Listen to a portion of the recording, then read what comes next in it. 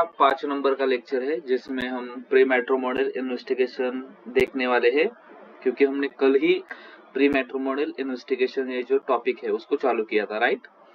अभी हमारे पास कितने बंदों ने लेक्चर के लिए ऑनलाइन तरीके से ज्वाइन किया है?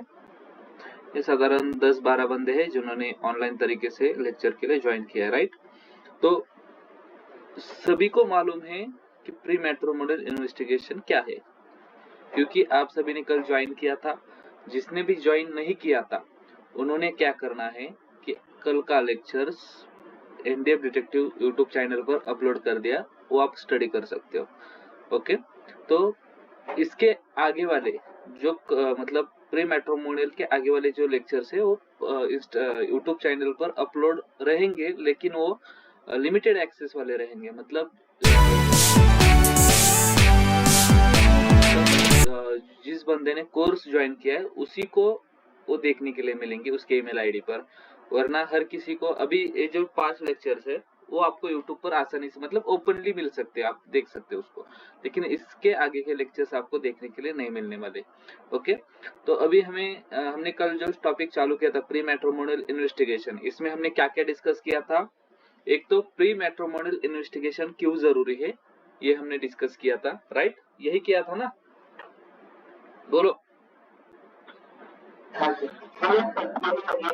हाँ, तो प्री मैट्रिमोनियल इन्वेस्टिगेशन क्यों जरूरी है मैंने आपको ये लिख कर भी दिया था कि प्री मैट्रिमोनियल इन्वेस्टिगेशन इसलिए जरूरी है क्योंकि आप जो आपका जीवन साथी चुन रहे हो उस व्यक्ति के बारे में आपको इंफॉर्मेशन होना जरूरी है। उसका आदत किस तरह का है, उसका नेचर किस तरह का है, उसकी चॉइस किस तरह की है, उसका भूतकाल क्या है, वह अपने लिए सही है या नहीं है या गलत है, वह स्मोकिंग ड्रिंकिंग वाला तो नहीं है, या उसका कैरेक्टर मतलब किस प्रकार का उसका कैरेक्टर है, उसकी फैमिली किस तरह की है, फैमिली बैकग्राउंड किस तरह का है, और वह पूरी लाइफ आप मतलब आपके साथ प्यार से मतलब आपको साथ देगा या नहीं, यह सब जानने मतलब यह जानना शादी से पहले जरूरी होता है, राइट। और कौन से आज के जमाने में, तो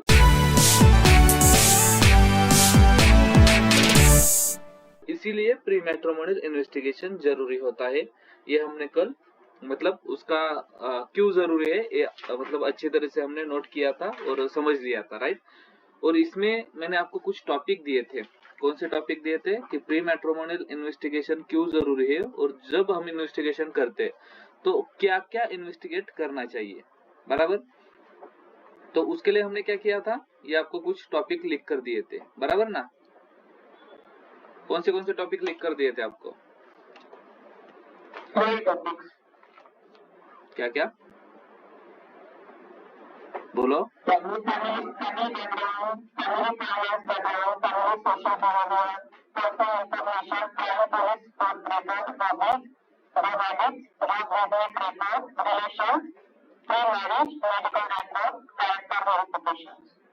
राइट, तो ये 12 पॉइंट आपको मैंने लिख कर दिए थे और हमें आज से ये टॉपिक देखने थे, बराबर ना, बराबर। तो आज हम कौन सा टॉपिक देखने वाले हैं? पहला टॉपिक, राइट। अभी मुझे आप में से कोई एक बंदा या बंदी बताओ कि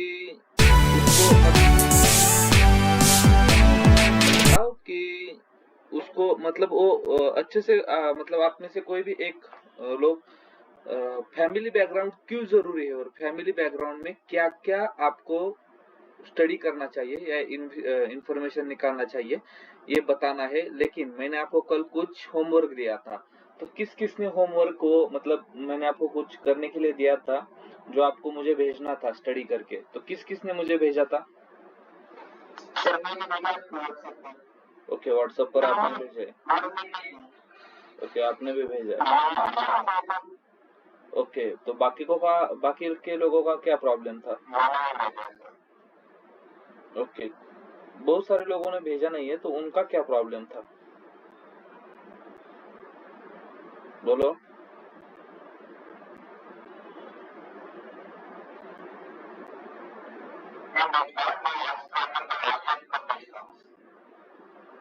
ओके, तो टोटली हमारे पास 15 लोगों की बैच है अभी, राइट। तो 15 लोगों की बैच में सिर्फ 8 लोगों ने 7-8 लोगों ने स्टडी करके भेजा है, बाकी के लोगों ने नहीं भेजा। इसका मतलब क्या है कि आप सीरियसली नहीं लेते हो। आज शाम तक मैं वेट करूंगा, आज शाम तक वो मुझे सब कुछ आप सेंड कर लो, राइट। तो अभी मुझे आप में से कोई भी एक बंदा बताओ, मतलब एक जन कोई भी बताओ कि फैमिली बैकग्राउंड में क्या क्या इन्वेस्टिगेट करना चाहिए और क्यों करना चाहिए और उसका रीजन क्या है। हाँ बोलो।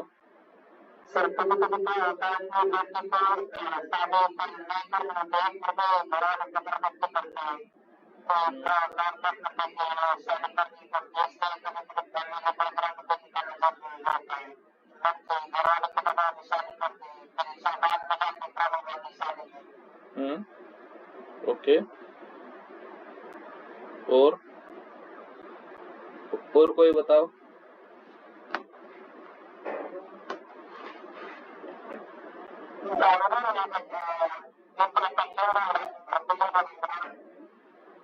क्या क्या?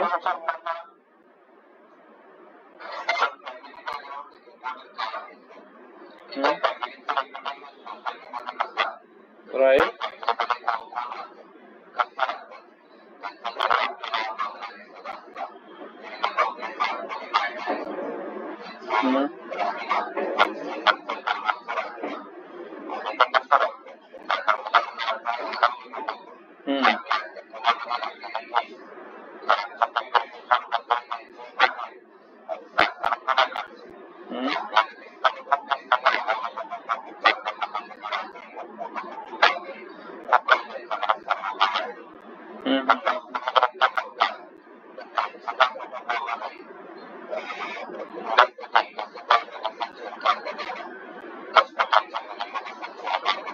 राइट।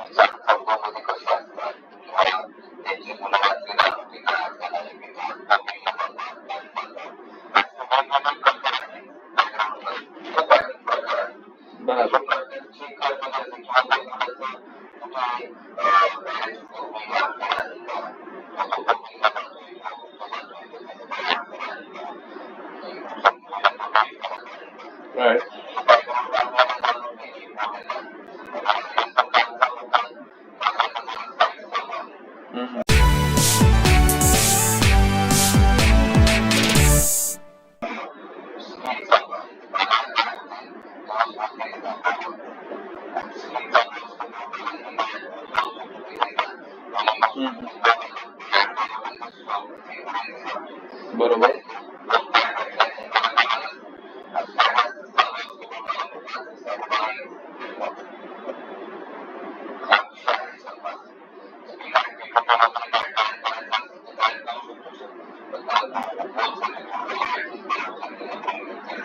चलिए ओके, ठीक है, जानकारी तो आपने अच्छे से दी है। बरोबर बरोबर, राइट। फैमिली बैकग्राउंड इसी पर्पज से मतलब कलेक्ट करना चाहिए कि उसका फैमिली का पूरा बैकग्राउंड क्या है, मतलब जन्म से लेकर अभी तक का उनका नेचर क्या है, वो उसके फैमिली में कितने बंदे या बंदियां है। कभी कभी क्या रहता है, अभी सर ने आपने मतलब हगवने का बैकग्राउंड बताया, फैमिली बैकग्राउंड, राइट। तो वो देखना चाहिए था। लेकिन अगर इन्वेस्टिगेशन में जब फैमिली बैकग्राउंड का इन्वेस्टिगेशन पहले ही करते तो उसमें एक पॉइंट जरूर आपको मिलता। वो पॉइंट ये था कि उसकी जो हगवणे वाला बंदा था, उसकी जो सिस्टर है, मराठीमध्ये ननंद, त्या मुलीची ननंद मराठीमध्ये, तो उसका शादी नहीं हुआ था और उसका एज 30+ था, राइट। तो उसका कहीं बाहर अफेयर था, और वो जो लेडी थी, वो लेडी मतलब पूरे घर को कंट्रोल करती थी, उसी के अंडर पूरा मतलब घर वगैरह चलता था। और उसका नेचर ऐसा था कि किसी के ऊपर भी हुक्म मतलब डालना वगैरह। और अगर प्री मैट्रिमोनियल इन्वेस्टिगेशन, राइट। तो ये जो चीजें है अगर प्री मैट्रिमोनियल इन्वेस्टिगेशन हम करते तो ये सब कुछ चीजें हमें पहले ही मिल जाती है। तो फिर ये सब कुछ चीजें हमें पहले ही मिल जाती है तो हमें आसानी हो जाती है कि आगे क्या होने वाला है ये पहचानने में, राइट, बराबर। तो इसीलिए प्री मैट्रिमोनियल इन्वेस्टिगेशन जरूरी रहता है, बराबर ना।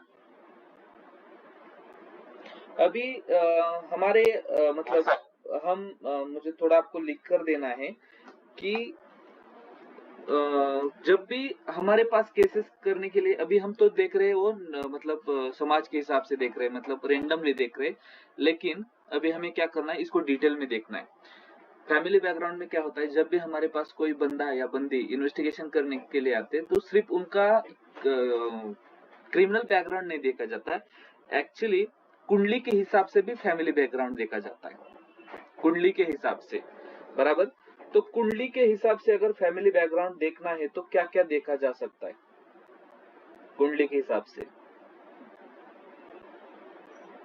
बोलो। मैं आपको कुछ पॉइंट लिख के देता हूँ। पहला तो आप डालो परिवार का नाम और गोत्र, परिवार, नाम और गोत्र। अभी आप पूछोगे कि सर ये तो हम मतलब अंधश्रद्धा वगैरह जो रहता है उस पार्ट में चले गए, लेकिन जो हमारे पास इन्वेस्टिगेशन करने के लिए आते हैं ये लोग ये भी देखते हैं। कभी कभी क्या होता है, लव मैरिज रहता है या कभी कभी मतलब हमें क्या करना पड़ता है, मतलब एक बंदा और बंदी को शादी तो करना है, लेकिन घर वाले कास्ट अलग है या रिलीजन अलग है, इस वजह से क्या करते कि शादी को विरोध दर्शाते। तो फिर ये बंदा और बंदी दोनों ही क्या करते कि हम अपने परिवार को ही नहीं बताएंगे कि हमारा गोत्र, नाम या परिवार कौन सा है, हमारा जाति कौन सी है, हमारा रिलीजन कौन सा है, मतलब कुछ भी बताते नहीं है और खुद ही बताते हैं कि ये नहीं हमारे ही जात का है, हमारे ही गोत्र का है, और शादी तय कर देते। तो जब समझो कि लड़की के घर वालों को डाउट आ गया कि बंदे का जो बंदा है उसका जो फैमिली है वो किसी अलग अलग रिलीजन का है या किसी अलग कास्ट का है, किसी अलग गोत्र का है, तो वो क्या करते, उनको तो मालूम है कि हमारी लड़की थोड़ा झूठ बोल सकती है, तो उस समय अगर उनको आगे वाली पार्टी का जानकारी निकालना है तो डिटेल में निकालने के लिए वो क्या करते हैं, हमें ये काम देते हैं। मतलब किसको, प्राइवेट डिटेक्टिव वालों को या इन्वेस्टिगेटर को, मतलब जो प्राइवेट में प्री मैट्रिमोनियल इन्वेस्टिगेशन करता है उसको। तो इसमें क्या होता है कि आपको परिवार का नाम और गोत्र ये भी निकालने के लिए बोला जाता है। तो इसमें क्या होता है, अभी मुझे एक बात बताओ, परिवार का नाम और गोत्र मतलब क्या होता है, गोत्र किस किस को मालूम क्या है, गोत्र का मतलब पता नहीं, क्या क्या, गोत्र मतलब एक जाति ही बोल सकते हैं आप इसको, जाति, गोत्र मतलब जाति, मतलब क्या रहता है, अभी अभी मैं आपको एक बात बताता हूँ। समझो कि मराठा समाज है, मराठा समाज है, राइट, आप समझो मराठा समाज है, तो मराठा समाज में क्या रहता है कि मराठा में भी दो अलग अलग मराठे रहते हैं, मतलब एक 96 कुली वाले रहते हैं, एक 92 कुली वाले रहते हैं, इस तरीके से रहता है। अगर समझो कि मुस्लिम में है तो मुस्लिम में भी मुस्लिम सिर्फ मुस्लिम नहीं होते, कुछ अलग अलग टाइप के रहते हैं, राइट, सुन्नी मुस्लिम, उसके बाद अलग अलग रहते हैं कुछ, तो उस तरीके से रहता है। और समझो कि कौन सी भी जाति हो, हाँ सुन्नी सिया वैसा, और उसके नीचे भी फिर अलग अलग कुछ रहते हैं। तो ये क्या रहता है कि किसी किसी का क्या रहता है कि खुद मतलब हमारे ही कास्ट में शादी करना है, तो इसलिए पूरी जानकारी निकालने के लिए एक परिवार नाम और गोत्र ये स्टडी किया जाता है। उसके बाद अभी ये समझ में आया आपको कि एक इसका भी इंफॉर्मेशन निकालना पड़ता है।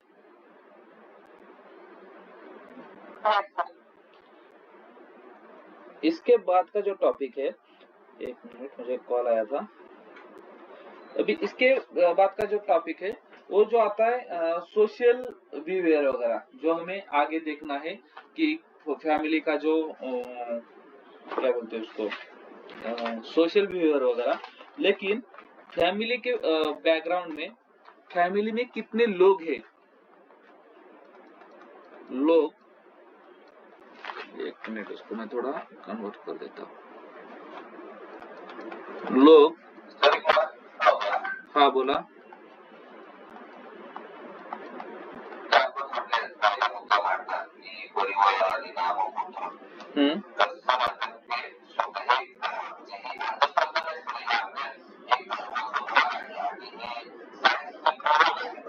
हो बरोबर बरोबर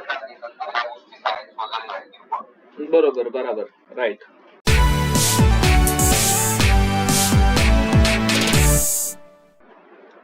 लेकिन क्या है कि मैं इसलिए पहले एक आपको क्लियर कर देता हूँ कि मैं ये जो चीजें बताता हूँ उसका पर्सनली किसी ने लेना नहीं है. अभी मैंने इसलिए बोला कि इन्वेस्टिगेशन में क्या रहता है कि इन्वेस्टिगेशन साइंस के ऊपर चलता है, ना कि मतलब अभी आपको एक मालूम है कि इधर बाउधन में एक किस्सा हो गया है 4-5 दिन पहले. एक बोंदू बाबा था, तो वो मतलब लड़कियों को फंसाता था. किस किस को मालूम है? हाँ, तो ये क्या क्या किस्सा है, बताओ जरा सभी को, फिर आपको पता चलेगा कि मतलब जो हम देखते हैं और जो हम मतलब बोलते हैं कि ये अंधश्रद्धा वगैरह, मतलब श्रद्धा होनी चाहिए, मैं भी रखता हूँ, लेकिन वो कहाँ पर रखनी है, कौन से जगह पर रखनी है, किस तरीके से रखनी है, उसका कुछ लिमिट रहता है. तो अभी जो सिचुएशन हुआ था, उस बंदे के मोबाइल में 1100 तक वीडियोस मिले, मतलब बोल्ट वीडियो, जो फिजिकल रिलेशन वाले रहते, वो लोग कौन थे, लोग जो उसके भक्त लोग हैं, राइट. तो भक्त लोगों के साथ मतलब उनके आपस मतलब उसने किसी को बोला था कि तू इसके साथ रिलेशन रख या अपने पति के साथ रिलेशन रख, उन लोगों के वीडियोस इसके मोबाइल में कम से कम 1100 वीडियोस इसके मोबाइल में मिल चुके, वो बोंदू बाबा के. तो ये सब कुछ क्या है, बोलो सर जी. अभी आप थोड़ा इसके बारे में एक्सप्लेन करो सभी को, ये क्या सिचुएशन था ये.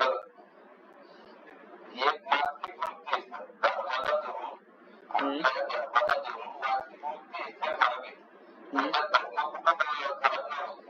ना धर्म,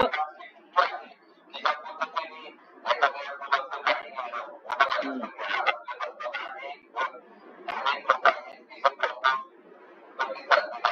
हम्म,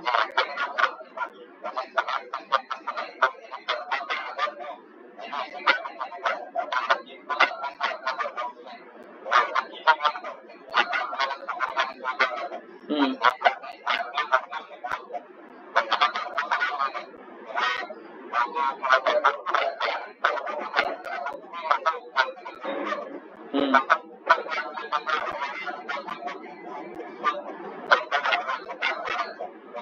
ये हा येसू काहीतरी म्हणतात ते.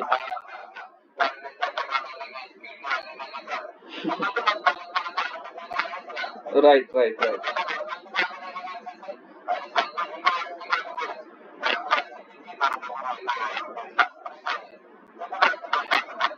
नहीं नहीं, राइट बराबर. अभी ये जो सिचुएशन है, उस बंदे ने क्या किया था मालूम है क्या, मैं आपको बता देता हूँ. जो उसके पास क्लाइंट आते थे, मतलब जो लोग मतलब कुछ मांगने के लिए या उसको मतलब पूछने के लिए आते थे, तो वो बंदा क्या करता था, हमारा आगे मैंने आपको एक पार्ट बताया है, कौन सा पार्ट है हमारे पास, स्पाई सॉफ्टवेयर वाला. मैं आपको आगे उसका मतलब वो सिखाने वाला, आपको मालूम है वो. हाँ, तो ये बंदे ने क्या किया था, वही सेम ट्रिक अपनाया है. अभी कहाँ से अपनाया तो वो मुझे मालूम नहीं है, मेरे से तो नहीं लिया, लेकिन नहीं तो आप बोलेंगे कि सर वो यही से लेके गया है. हमारे पास एक आगे टॉपिक है, वहां पर हम चाइल्ड सेफ्टी के लिए एक आपको स्पाई सॉफ्टवेयर देते हैं.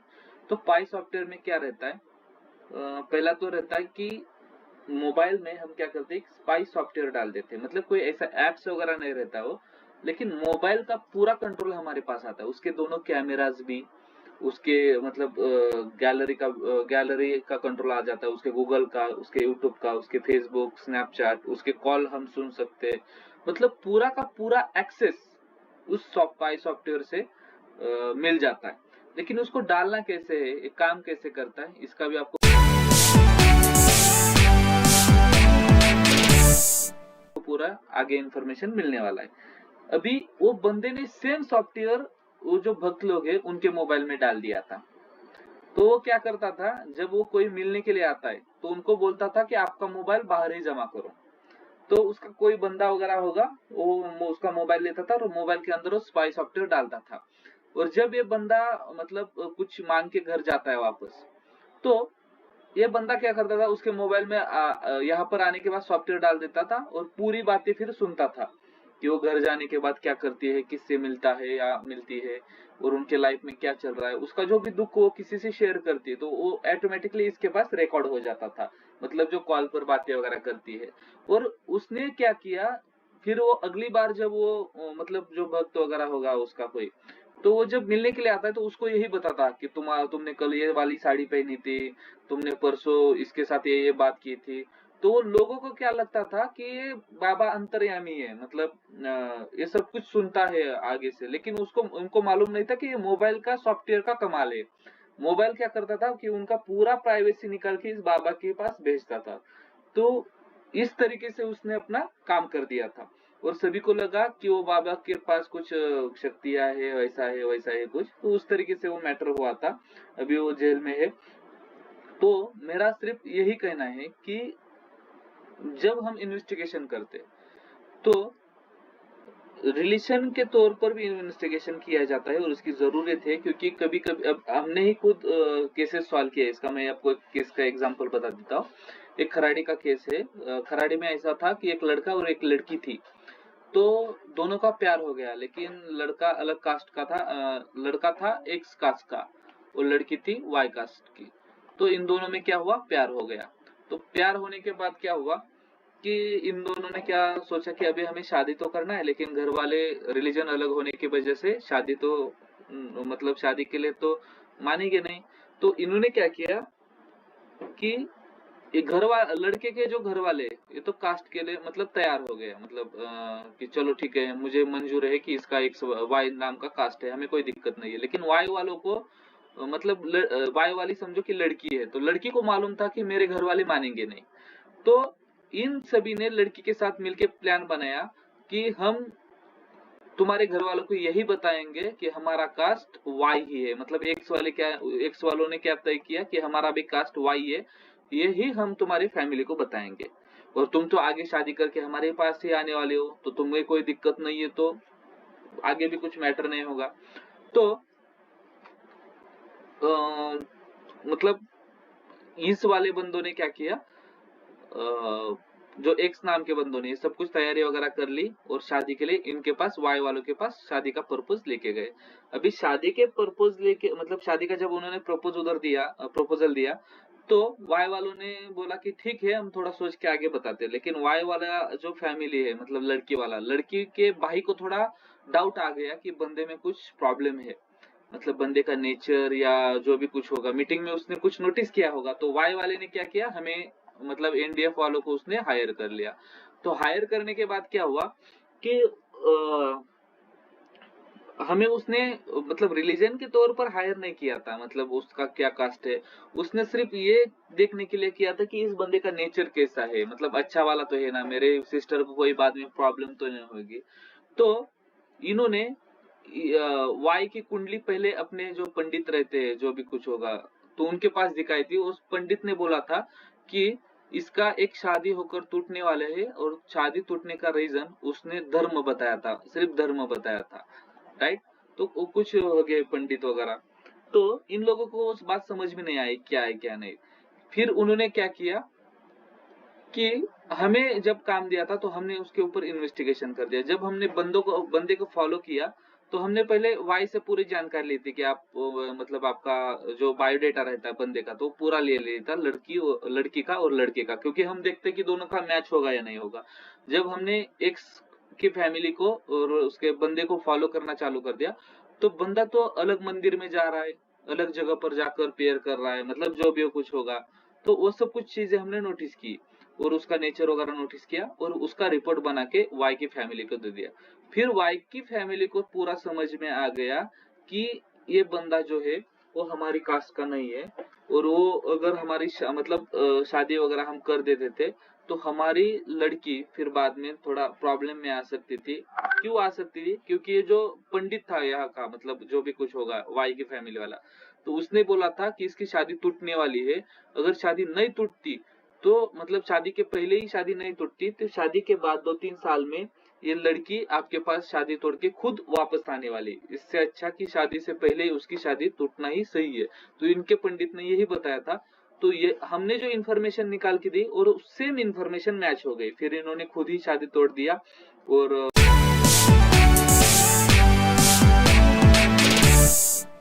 इसका कहीं और शादी कर दिया। तो ये सब कुछ चीजें रहती है। मतलब कभी कभी क्या रहता है कि लोग क्या करते हैं कि मतलब शादी करने के लिए वगैरह या रिश्ता बनाने के लिए मतलब कॉम्प्रोमाइज कर देते हैं कि नहीं आजकल के दौर पर ये माना नहीं जाता वैसा वैसा, लेकिन पुराणों में वगैरह सब कुछ है अभी भी, और उसका मतलब इफेक्ट भी होता है। ऐसा नहीं है कि इफेक्ट वगैरह होता नहीं है, इफेक्ट भी होता है। तो उसी के लिए भी कभी कभी क्लाइंट हमारे पास आते हैं और उसका भी हमें इन्वेस्टिगेशन करके देना पड़ता है, राइट। तो हम अभी आगे बढ़ने वाले हैं। हम क्या करते हैं कि फैमिली बैकग्राउंड में परिवार के सदस्य के बारे में इन्वेस्टिगेशन करते हैं। अभी सदस्य के बारे में मतलब क्या क्या करते हैं कि उनके घर में कौन से सदस्य है, राइट, 10 है, 15 है, 20 है, उनकी शादी के बारे में, मतलब किसका लव मैरिज हो, अभी इसका भी इफेक्ट पड़ता है, इसका भी इफेक्ट पड़ता है कि किसका शादी हो चुका है, किसका शादी नहीं हो चुका, किसका नेचर क्या है, मतलब उसका स्वभाव कौन सा है। कभी कभी ऐसा होता है कि जो सास या ससुर रहती है वो बहुत खड़ूसल स्वभाव के रहते हैं, बोलते हैं ना आपकी मुझे सास तंग कर रही है या ससुर मुझे तंग कर रहा है, तो उस तरीके का भी स्वभाव रहता है। तो ये भी इसमें इन्वेस्टिगेट किया जाता है। ओके, ठीक है। तो इसके आगे का जो है फैमिली मेडिकल, ये जो चीजें है मेडिकल वगैरह, ये पर्सनली अलग आता है और फैमिली बैकग्राउंड में अलग आता है।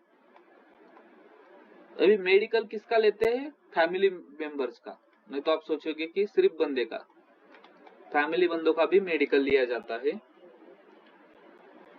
और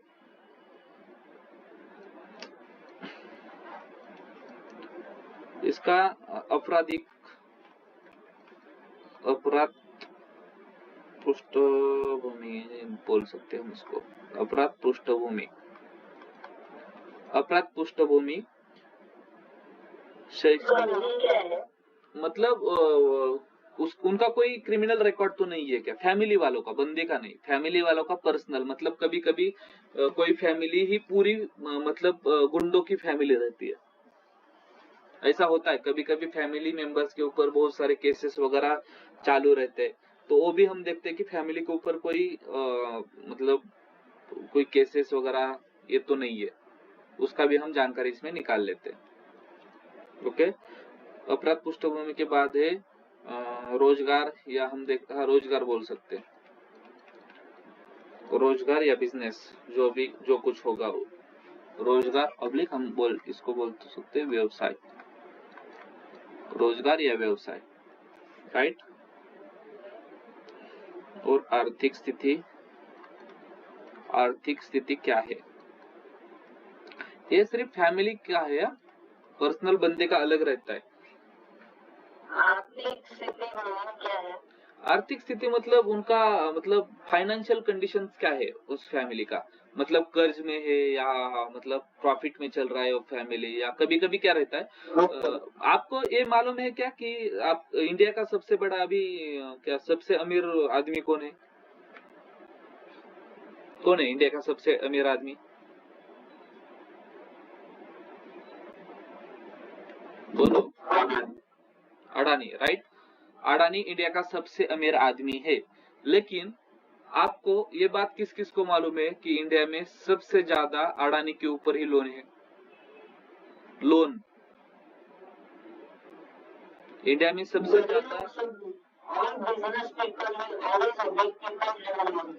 हाँ लेकिन राइट, लेकिन सबसे ज्यादा अडानी के ऊपर ही लोन है और सबसे अमीर आदमी भी अडानी है। और सबसे ज्यादा लोन भी उसके ऊपर है, तो ये देखा जाता है कि वो बंदा दिख तो रहा है कि वो बहुत अमीर है, लेकिन ऐसा तो नहीं कि वो किसी मतलब बड़े मैटर में फंस चुका है, मतलब उसका क्या बोलते हो अपराध पृष्ठभूमि तो नहीं है, उसका रोजगार व्यवसाय सही वाला तो है या नहीं, उसका आर्थिक स्थिति सही वाली अच्छी है या नहीं, या वो सिर्फ दिखावे के लिए मतलब मैं बड़ा आदमी हूँ, मेरे पास बंगला है, गाड़ी, वैसा तो नहीं है। तो ये सब कुछ चीजें भी उसमें देखा जाता है, राइट। तो शादी का तो हो गया। अभी दूसरा था कि फैमिली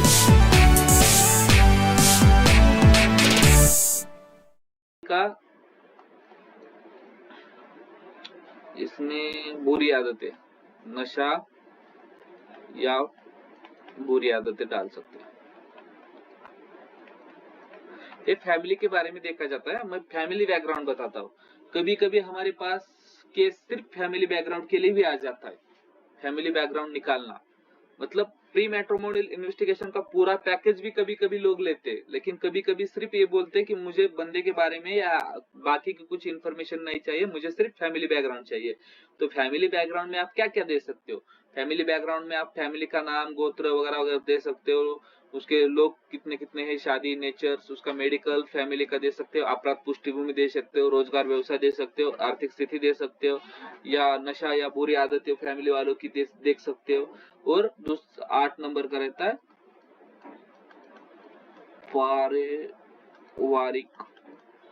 पारिवारिक रिश्ते।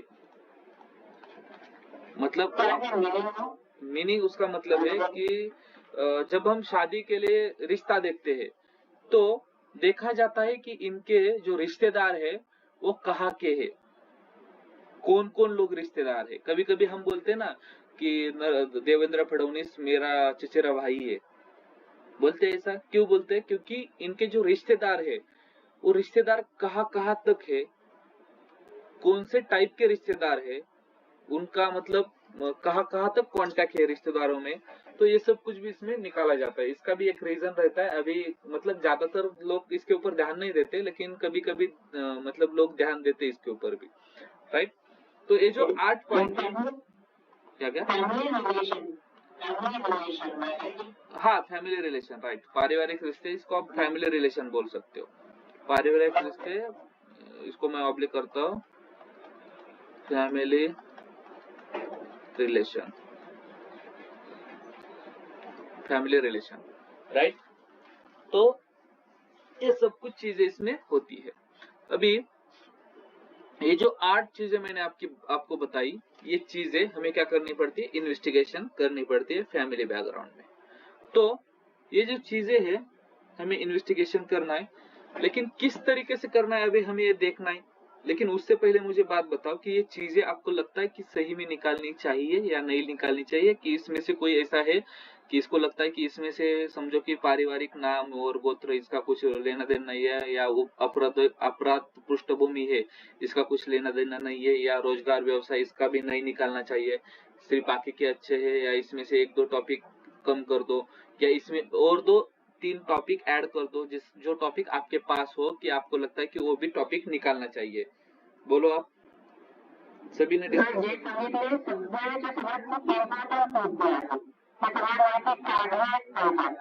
राइट। और इससे कुछ अलावा और कुछ पॉइंट है जो इसमें ऐड करना चाहते हो आप? मतलब आवाज नहीं आ रहा, आपका आवाज कम आ रहा है।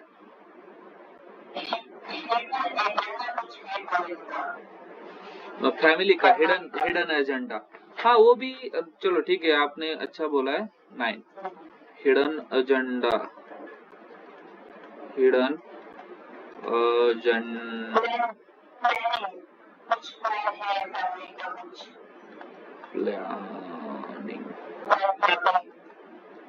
Planning hidden agenda. अभी इसमें फैमिली का क्या मतलब प्लान है वगैरह, ये सब कुछ आ सकता है। अभी क्या क्या रहता है कि कभी कभी पूरा फैमिली फ्रॉड रहता है। ये बहुत बार हो चुका है महाराष्ट्र में कि शादी करने के लिए कोई पूरा फैमिली ही फ्रॉड आ जाता है। मतलब उसको कोई लड़की रहती है, उसको बाप रहता है, भाई रहता है, उसका मामा रहता है, उसका पापा रहता है, और साले शादी करने के लिए इधर आते हैं और लोगों को बोलते हैं कि हमारी लड़की का शादी करना है, किसी काम के पर्पज से हम इधर आए हैं, तो जो बंदा हमारे मतलब हमें पैसों की जरूरत है, जो पैसा देगा उसके साथ हमारी बेटी का हम शादी कर देंगे। तो शादी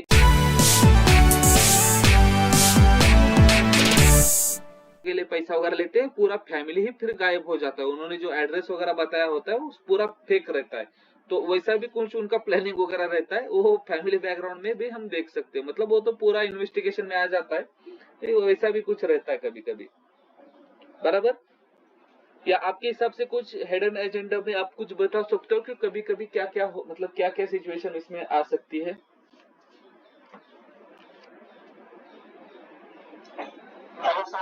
हाँ बोला।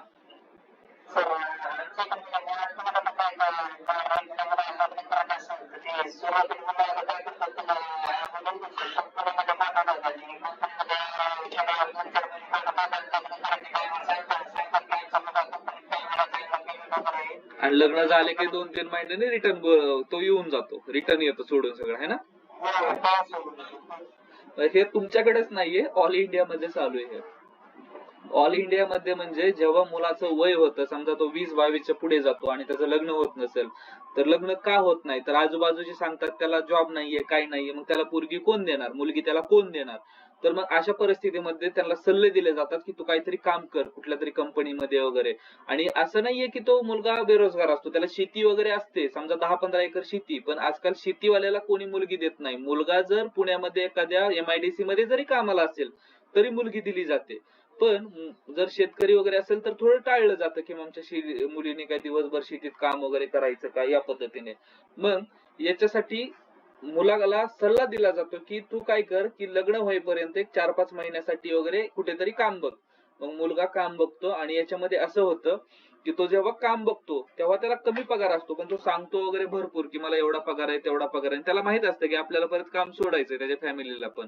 मग लग्न जमेपर्यंत तो काम करतो. मग लग्न जमवताना सांगितलं जातं मुलाला ही पोस्ट आहे, सुपरवायझर आहे, असं तसं अमकं, त्या गोष्टी सांगितल्या जातात. आणि जेव्हा लग्न होतं तेव्हा 2-3 महिन्याने तो गावाकडे शिफ्ट करतो. आणि शिफ्ट करताना रिझन वगैरे सांगतो की ह्याच्यामुळे जॉब गेला किंवा कंपनी बंद पडली किंवा मला गावाकडे एखादा प्रोजेक्ट वगैरे चालू करायचा आहे किंवा गावाकडे एखादा मला काहीतरी शेतीमध्ये असा नवीन प्रोजेक्ट लॉन्च करायचा आहे, आणि असे बहाणे वगैरे काढून परत गावाकडे शिफ्टिंग वगैरे केलं जातं. हा जो प्रॉब्लेम आहे किंवा हे जो फ्रॉड आहे, हा एक प्रकारे फ्रॉडच आहे. परंतु हा फ्रॉड केला कशासाठी जातो? लग्नासाठी, लग्न जमण्यासाठी. ह्या गोष्टी ऑल महाराष्ट्रातच नव्हे तर इंडियामध्ये चालू आहे सगळीकडे. माझ्याकडे आपल्या एनडीएफ मध्ये समजा आता सध्या 50+ स्टाफ आहे.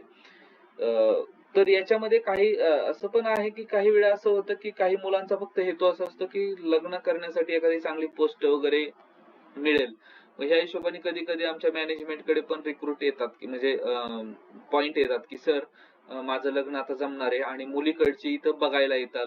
मग त्यांना तुम्ही एक काम करा की पगार वगैरे जरा आहे, तर समजा 20,000 पगार आहे, तर तुम्ही 30-35 हजार रुपये सांगून द्या म्हणजे लग्न वगैरे जमल.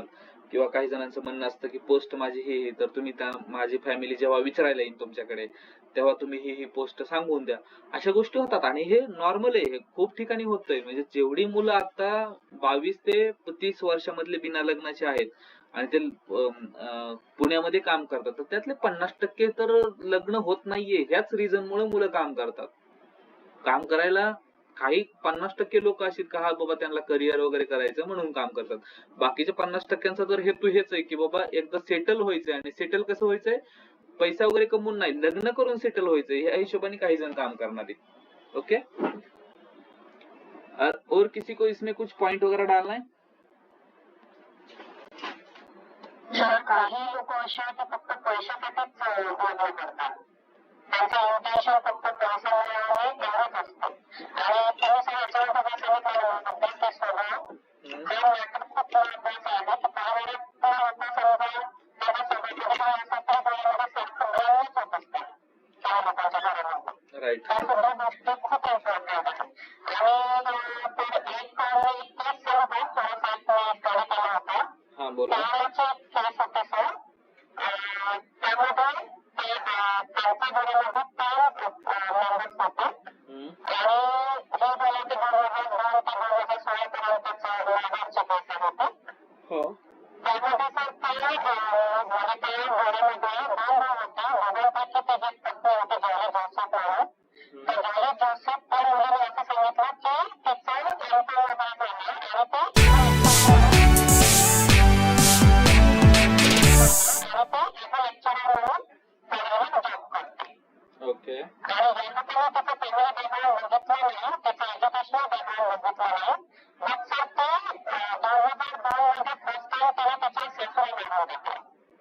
ओके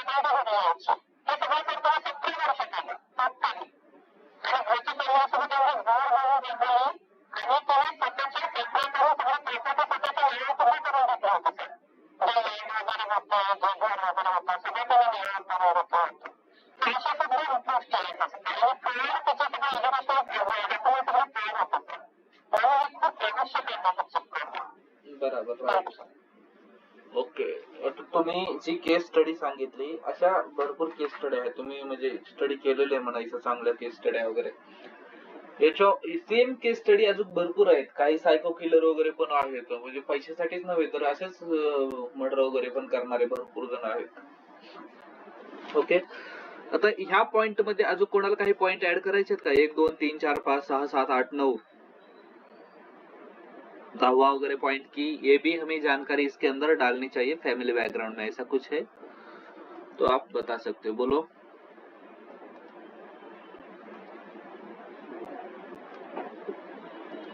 बोलो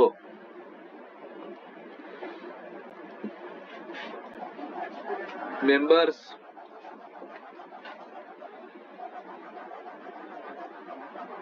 चलो ठीक है कोई दिक्कत नहीं अभी हमारा जो टॉपिक पूरा हो चुका है मतलब फैमिली बैकग्राउंड का कि क्या क्या निकालना चाहिए इन्वेस्टिगेशन में बराबर अभी हमें देखना है कि इसको इन्वेस्टिगेट कैसे करते हैं या इसकी जानकारी किस तरीके से या कौन से पॉइंट से निकाली जा सकती है राइट तो इसके लिए 2-3 ही टॉपिक है या 2-3 ही सब्जेक्ट है उस तरीके से हम इसकी जानकारी निकाल सकते हैं राइट मतलब इसके जांच के तरीके हम देखेंगे अभी एक मिनट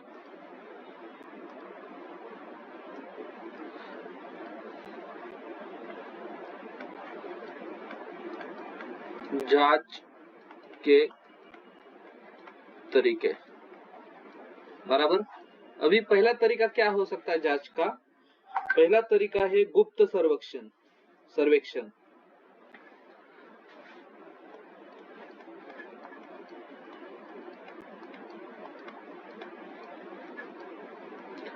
दूसरा है social media profile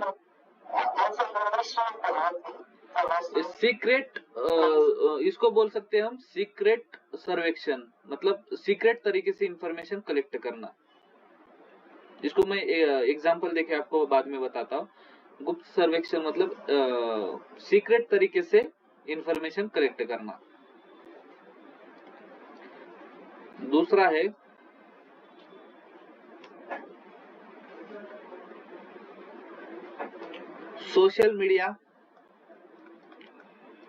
social media profile जांच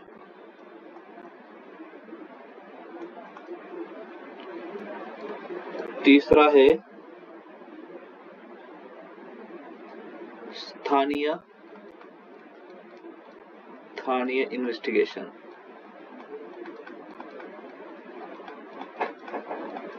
स्थानीय इन्वेस्टिगेशन मतलब स्थानीय मतलब जहां पर वो उनका समझो कि लोकेशन है,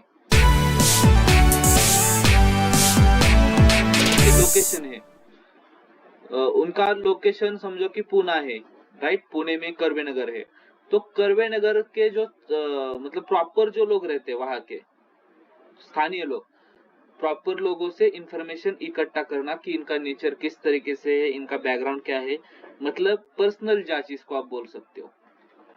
बोलने का क्या क्या आजू बाजू, हाँ आजू बाजू राइट, आजू बाजू में। और चौथा है दस्तावेज, डॉक्यूमेंट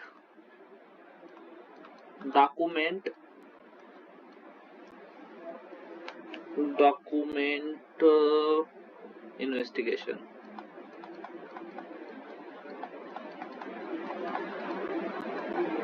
अभी मैम ने बोला था कि उनके डिग्रियां वगैरह उस लड़की मतलब केस स्टडी के बारे में आप बता रहे थे कि उसके जो डॉक्यूमेंट वगैरह थे वो भी फ्रॉड थे। तो ये फैमिली वालों का भी डॉक्यूमेंट वेरिफिकेशन वगैरह होता है, तो उसके भी हम डॉक्यूमेंट वगैरह चेक करते हैं कि ये सही है गलत है, राइट। तो उसमें डॉक्यूमेंट में क्या आता है कि जैसे कि कुछ प्रमाण पत्र या मतलब पासपोर्ट होगा या सर्टिफिकेट हो गए, तो सब कुछ डॉक्यूमेंट में आ जाता है। अभी इस 4 तरीके से इन्वेस्टिगेशन किया जाता है, राइट। तो एक मिनट,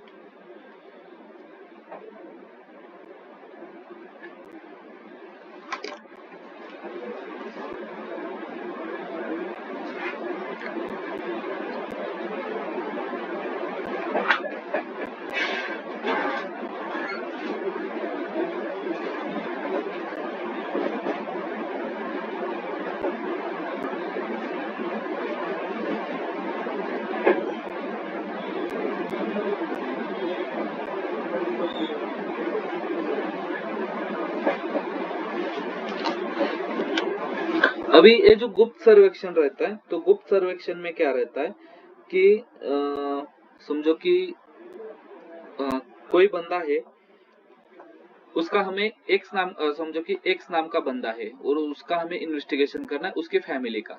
तो हम क्या कर सकते हैं कि उस एक्स नाम के बंदे के जो रिश्तेदार हो गए या उसके जो फ्रेंड हो गए, तो या पुराने स्कूल के फ्रेंड हो गए या मतलब कोई भी होगा उसका रिश्तेदार होगा, तो उनके साथ हम क्या करते हैं, बॉन्डिंग बनाते हैं, मतलब उनके साथ फ्रेंडशिप वगैरह करते हैं। लेकिन उनको आगे वाले को मालूम नहीं होना चाहिए कि हम किस तरीके से या किसके लिए ये कर रहे हैं, मतलब किस पर्पज से हम ये सब कुछ कर रहे हैं। तो हम क्या करते हैं कि एक्स वाला बंदा है, उसका हम मतलब जांच कर रहे हैं, तो एक्स का कोई वाई नाम का फ्रेंड है, तो वाई के साथ हमारा एजेंट क्या करेगा, फ्रेंडशिप करेगा।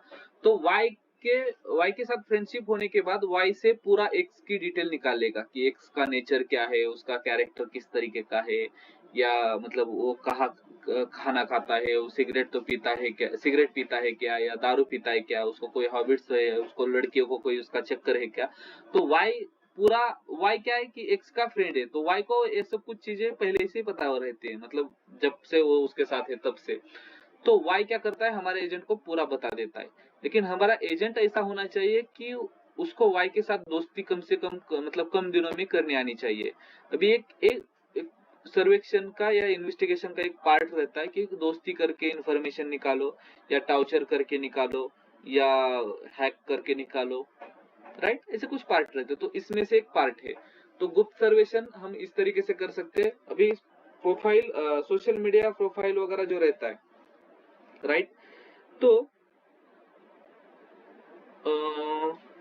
थोड़ा मैं इसको आपको और थोड़ा गुप्त सर्वेक्षण के बारे में बता देता हूँ।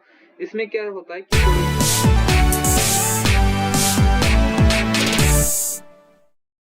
कि पड़ोसी स्कूल वाले या जो आसपास के दुकानदार वगैरह रहते हैं, तो उनके साथ भी आप बातचीत वगैरह करके सब कुछ जानकारी निकाल सकते हो, राइट। और बातचीत जो होती है वो सामान्य तरीके से होती है, ऐसा नहीं है कि डाउटफुल। अभी क्या रहता है कि कभी कभी लोग बोलते हैं कि डिटेक्टिव वाले हैं, तो डिटेक्टिव वालों ने सूट बूट पहनना चाहिए और टोपी वगैरह पहननी चाहिए, फिर वहां पर जाना और इन्वेस्टिगेशन करना और इंफॉर्मेशन कलेक्ट करना। इस तरीके से इन्वेस्टिगेशन नहीं होता। इन्वेस्टिगेशन करने के लिए आपको सामान्य लोगों की तरह ही इन्वेस्टिगेशन करना पड़ता है, मतलब रेगुलर। आगे वाले को ऐसा लगना चाहिए कि ये यहीं पर कहीं पर रहता है और सिर्फ ऐसे घूमने के लिए आया था और ऐसे ही बात कर रहा है, उसको डाउट थोड़ा भी नहीं आना चाहिए। तो उस तरीके से हमें इन्वेस्टिगेशन करना पड़ता है, राइट। अभी इसका अगर आपको इस गुप्त सर्वेक्षण का एक उदाहरण देना है तो मैं आपको एक एग्जांपल दे सकता हूँ कि एक समझो कि राजीव नाम का बंदा है, बराबर। तो बैंक में काम करता है और उसके लिए एक रिश्ता आया है। राजीव नाम का बंदा है और वो बैंक में काम करता है और उसके लिए एक रिश्ता आया है, समझो आप।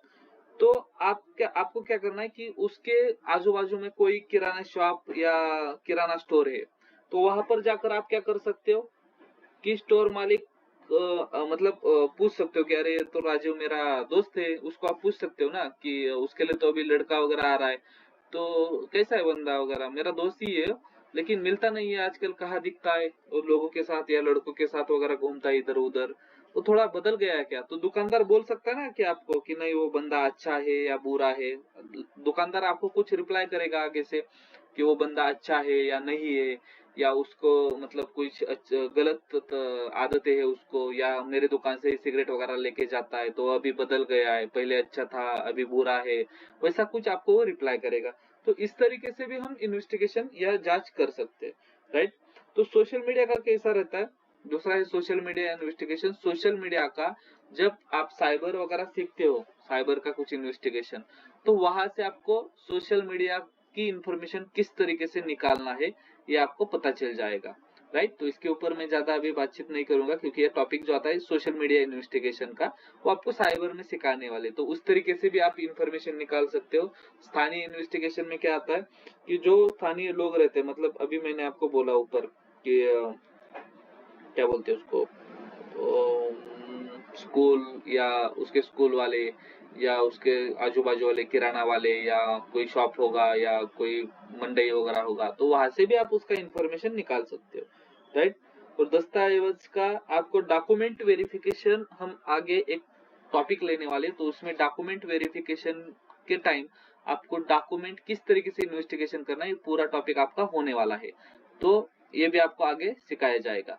तो इन चारों तरीके से आप इन्वेस्टिगेशन कर सकते हो कि आगे वाले बंदे का नेचर या जो भी आपको इन्फॉर्मेशन चाहिए, तो इस टॉपिक के ऊपर आप उसका इन्वेस्टिगेशन कर सकते हो।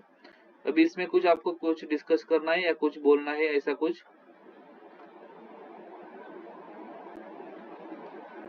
बोलो।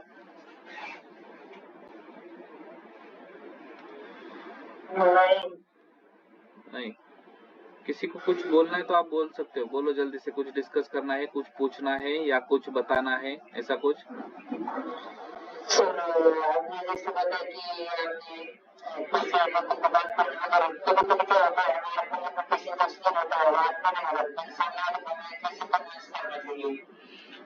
कम्युनिकेशन आपका बातचीत या लैंग्वेज कौन सा है उससे कोई लेना देना नहीं होता, आपका कॉन्फिडेंस कितना है, मतलब आगे वाला जो पूछता है आपसे तो उसको आप मतलब आपको बिना प्लानिंग के ऑन द स्पॉट आपको उसको जवाब देना आना चाहिए। मतलब बिना स्क्रिप्ट के एक्ट देखा है आपने, बिना स्क्रिप्ट का एक्ट। जब हम कहीं नाटक क्या बोलते हैं उसको, एकांकिका नाटक जो रहता है वो देखने के लिए जाते हैं, तो वो क्या रहता है कि स्क्रिप्ट के ऊपर रहता है, मतलब किसने क्या डायलॉग बोलना है। लेकिन डिटेक्टिव का रोल ऐसा रहता है कि आगे वाला जो बोलता है उसके ऊपर आपको रिएक्ट देना पड़ता है, मतलब आपको बोलना पड़ता है।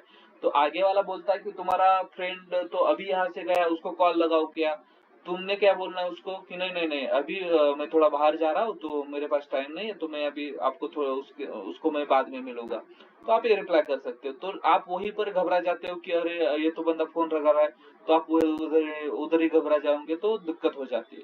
तो ये सब कुछ चीजें आपको फील्ड पर बताई जाती है फील्ड इन्वेस्टिगेशन में, कि फील्ड के ऊपर ऑन द स्पॉट कैसे बात करनी है, कैसे फॉलो करना है, कैसे क्या करना है। ओके ठीक है।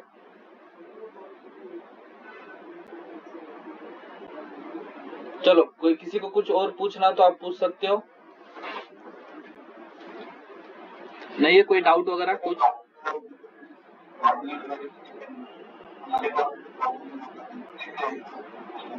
क्या क्या आवाज कम आ रहा है आपका?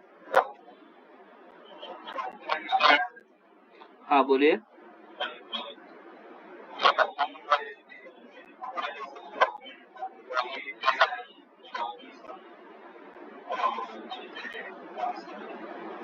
मुझे आपका आवाज नहीं आ रहा सर जी अच्छे से।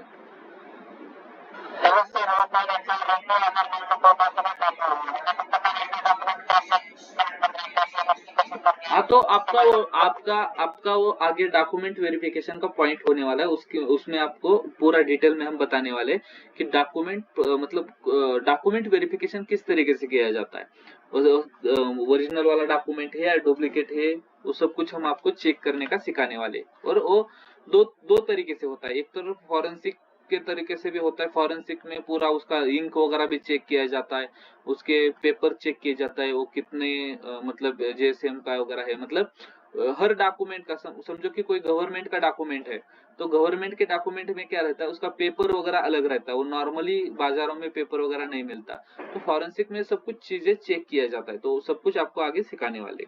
ओके ये प्रैक्टिकल्स में आ जाएगा ये हम लोग?